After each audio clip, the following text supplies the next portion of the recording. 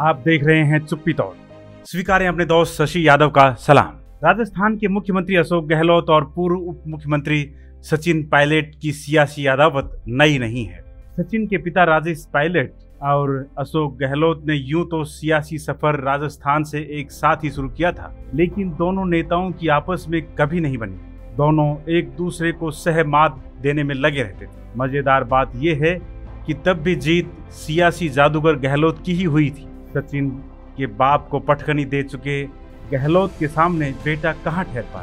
दशकों पुरानी यह अदावत दूर होने के बजाय लगातार बढ़ती जा रही है। 3 बार मात खा चुके सचिन पायलट भी हार मानने के बजाय लगातार गहलोत को टक्कर देने की कोशिश में जुटे हैं। राजस्थान में अशोक गहलोत और सचिन पायलट फिर आमने सामने हैं। कांग्रेस की राष्ट्रीय अध्यक्ष पद के चुनाव के बीच राजस्थान में मुख्यमंत्री बदलने की चर्चाओं ने एक बार फिर दोनों को आपस में टकरा दिया। हालांकि इस बार भी सचिन को ही मात खानी पड़ी, लेकिन पायलट को धूल चटाने के चक्कर में इस बार अशोक गहलोत गुट आला कमान को ही चुनौती दे बैठा। आपको बता दें कि अशोक गहलोत व पायलट के बीच अदावत का यह खेल 2018 चुनाव के बाद से नहीं बल्कि दशकों पुराना है। अशोक गहलोत और पायलट परिवार के बीच अदावत का लंबा इतिहास रहा है। अशोक गहलोत और सचिन पायलट के पिता राजेश पायलट का राजनीतिक क्षेत्र राजस्थान ही रहा है। दोनों का सियासी करियर भी एक साथ ही शुरू हुआ। अशोक गहलोत 1977 में जोधपुर की सरदारपुरा विधानसभा सीट से अपना पहला चुनाव हार गए थे। इसके बाद 1980 में उन्होंने लोकसभा चुनाव में जोधपुर सीट से जीतकर सियासी करियर को अपनी उड़ान दी। वहीं उस समय राजेश पायलट भी नौकरी छोड़कर राजस्थान की भरतपुर सीट से चुनाव जीतकर संसद पहुंचे। दोनों का संसदीय करियर एक साथ शुरू हुआ। अशोक गहलोत जोधपुर से जीतकर संसद पहुंचे, उनकी गांधी परिवार के करीबियां बढ़ रही थी, तो इधर राजेश पायलट पहले ही गांधी परिवार के चहेते थे। दोनों की महत्वाकांक्षाओं ने उनमें प्रतिस्पर्धा पैदा कर दी।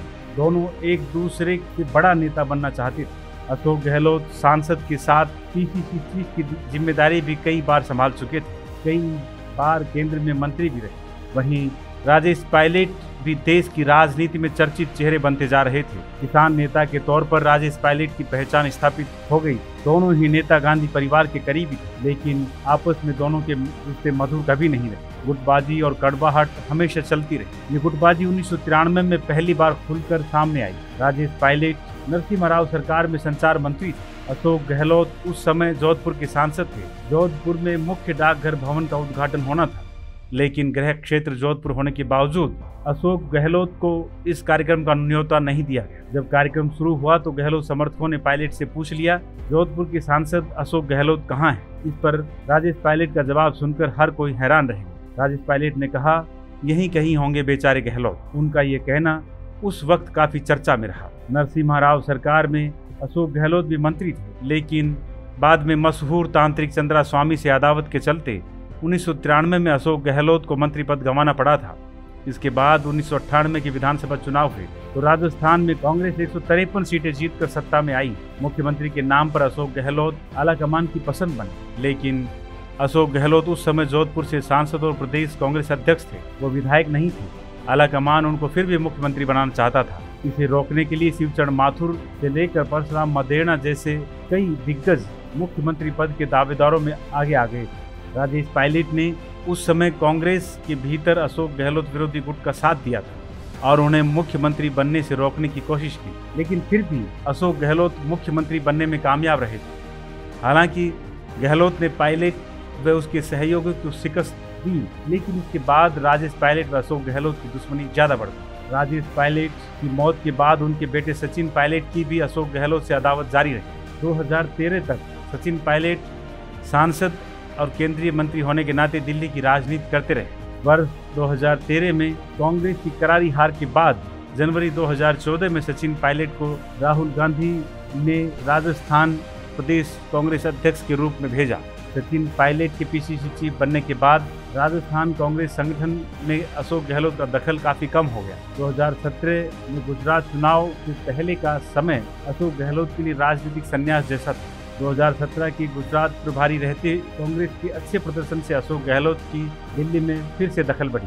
बाद में संगठन महासचिव जैसी महत्वपूर्ण जिम्मेदारी निभाई। राजस्थान में 2018 के अंत में विधानसभा चुनाव, पीसीसी चीफ और राहुल गांधी की पसंद होने के नाते सचिन पायलट मुख्यमंत्री पद के प्रमुख दावेदार माने जा रहे थे, लेकिन आखिरी पलों में विधायकों के बहुमत के कारण अशोक गहलोत बाजी मार गए। सचिन पायलट गुट ने अशोक गहलोत के खिलाफ 2020 में बगावत की थी, लेकिन करीब 35 दिन तक विधायकों की बाड़ेबंदी के बाद अशोक गहलोत ने ही उस बाजी को जीतने में कामयाबी हासिल की। यहाँ तक कि सचिन पायलट को पीसीसी चीफ और डिप्टी सीएम का पद गंवाना पड़ा। राजस्थान में 25 सितंबर को जो घटनाक्रम हुआ उसके पीछे बताया जा रहा है कि आला कमान सचिन पायलट को मुख्यमंत्री बनाने का फैसला ले चुका था और अशोक गहलोत को राष्ट्रीय अध्यक्ष बनाया जा रहा था, लेकिन आखिरी वक्त में जादूगर ने खुद को सारे खेल से अलग दिखाते हुए भी सचिन पायलट और उनके गुट के इरादों पर पानी फेर दिया। अब भी हालात जिस दिशा में जाते दिख रहे हैं उससे ऐसा लग रहा है कि सचिन पायलट की राजस्थान का मुख्यमंत्री बनने के सपने पर पानी फिर गया है। मुख्यमंत्री की कुर्सी उनसे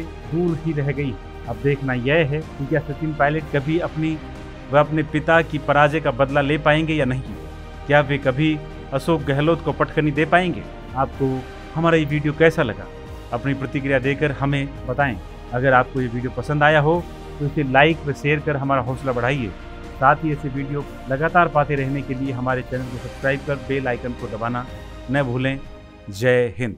जब अन्याय, अत्याचार व भ्रष्टाचार का छाया हो अंधकार, जब बेरोजगारी, भूखमरी एवं शोषण करे निरंतर प्रहार, जब हक हुकूक पर चलने लगे तानाशाही की तलवार और जब नाकाम दिखे सरकार, इंसानियत होने लगे जार जार, तब बेहद जरूरी हो जाता है चुप्पी तोड़ना। चुप्पी तोड़, हो अंधेरा घुप, मत रहो चुप।